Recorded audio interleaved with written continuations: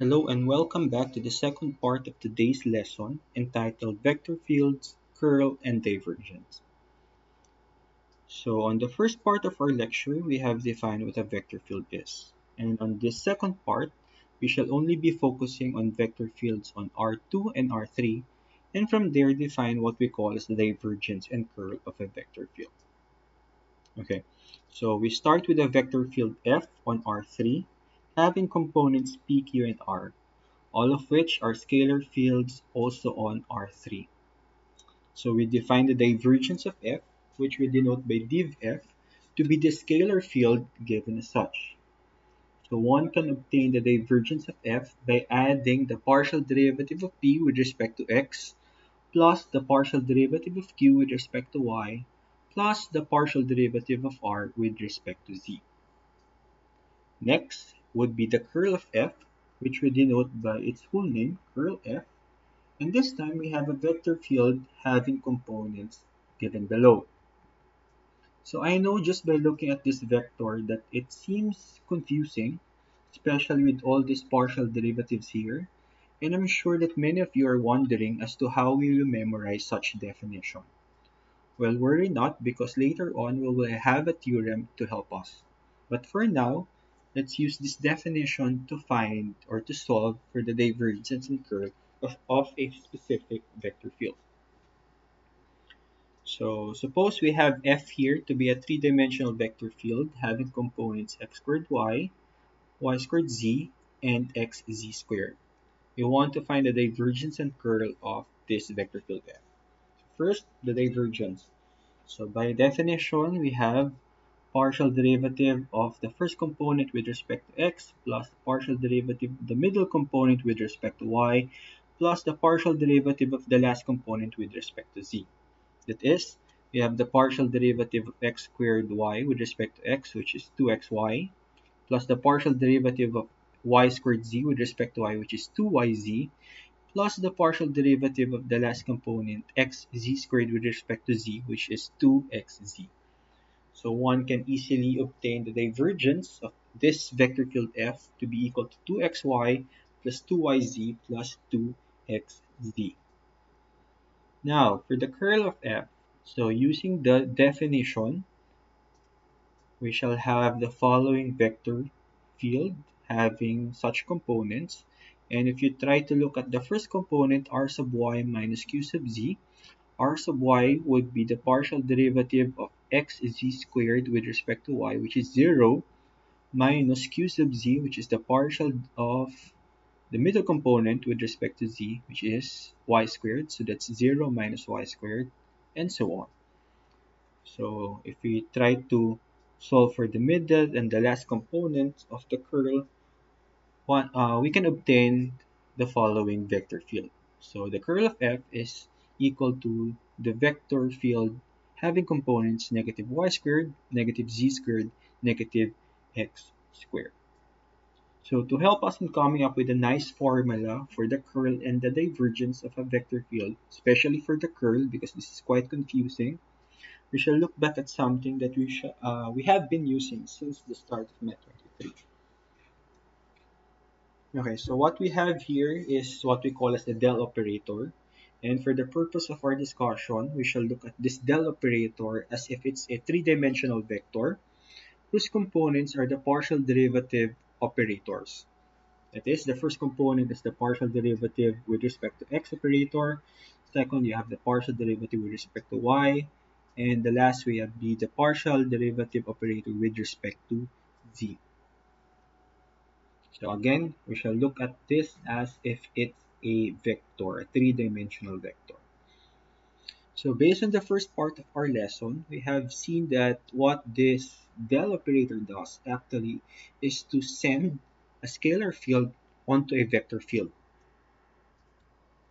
As I was saying, so if we have f to be a differentiable scalar function on R3 or a scalar field on R3 by using the notation del f, which is the gradient of f given as such, so we can look at del f as if it's the scalar multiplication of this vector with the scalar field f.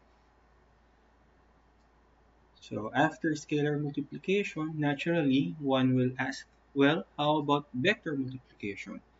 Since we have here a del operator that works as if it's a vector and a vector field, then maybe we can multiply those two together. Well, since we have two kinds of vector multiplication, the dot and the cross product, we shall look at what will happen if we try to multiply the del operator here with a vector field. So let's have a vector field f having components p, q, and r, and the del operator that we have just defined earlier. So looking at the dot product between del and f, so del dotted with f, so dot product, usual dot product between two vectors, we can easily obtain this one. And notice that this one is actually the divergence of f. While if we try to get the cross product between del and f, so cross product between del and we have f here, so obtaining the determinant of this 3 by 3 matrix, we shall get this vector here, or this vector field. And notice again that this actually is equal to the curl of f. So by using the del operator, we have nice formula for both the divergence of f and the curl of f. Well, if you're having a hard time memorizing which is which, just recall that the dot product between two vectors will give us a scalar. So similarly, the dot product between the del operator and a vector field would give us a scalar field. And the cross product between two vectors would give rise to another vector. So if you have the del operator, cross it with your vector field, this would give us an answer which is also a vector field.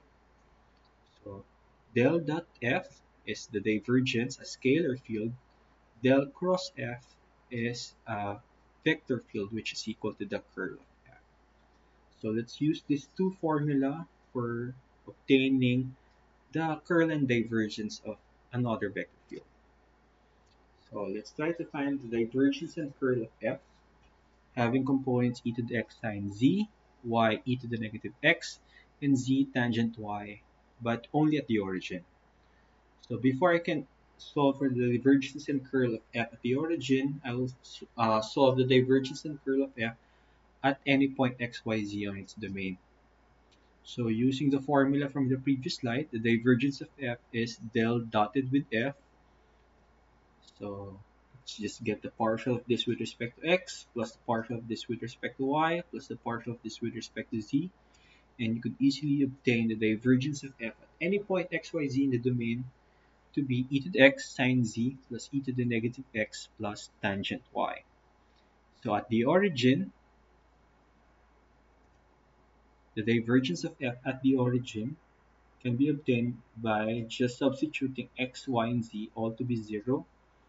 So we'll just have 0 plus e to the 0, which is 1, plus tangent 0, which is 0. So the divergence of f at the origin would be equal to scalar, or the real number 1. Whereas for the curl of f, curl is obtained using the formula cross with f. So we have the determinant of this 3 by 3 matrix. First component, we have partial of this with respect to y. So that's z secant squared y minus a partial of this with respect to z, which is 0.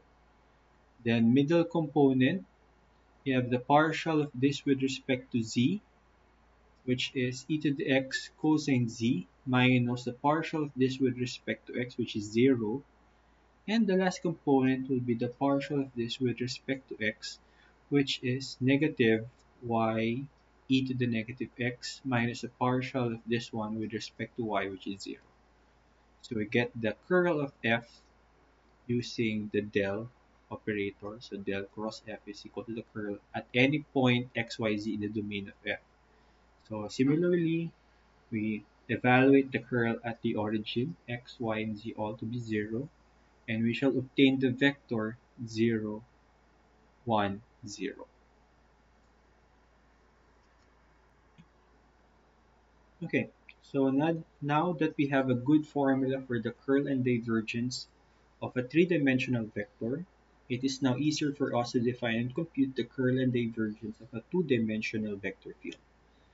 So suppose we have here a vector field on R2. So we have F to be a vector field having two components, P and Q, both of which are scalar fields on R2. One can easily extend this F from a vector field on R2 to a vector field on R3 just by having the last component to be 0 and retaining the first two components, P and Q. So even though P and Q are just scalar fields on R2, we can treat both of them to be scalar fields on R3, but of course P and Q would just be independent of Z, and hence their partial derivative with respect to Z would just be 0. And now that we have a vector field on R3, we could easily use the formula that we have earlier to compute for the divergence and curl of F. So the divergence of F would just be the partial derivative of P with respect to X plus partial derivative of Q with respect to Y plus the partial derivative of the last component, which is 0 with respect to Z. Or as a shortcut, again, we use del dotted with F. And note that this is just equal to P sub X plus Q sub Y. Similarly, solving for the curl, our formula says that the curl of F is equal to the del operator cross with F. So del cross F, so we have the determinant of this 3 by 3 matrix. And if we try to compute that, note that the first two components, partial with respect to y of 0 is 0, partial with respect to z of q is also 0, and the middle component likewise would be 0. But the last component, we have partial of q with respect to x minus partial of p with respect to y. So only the last component would be possibly non-zero. Alright, so as for the last slide, we shall try to demonstrate our remark from the previous slide and use it to find the curl and divergence for this vector field.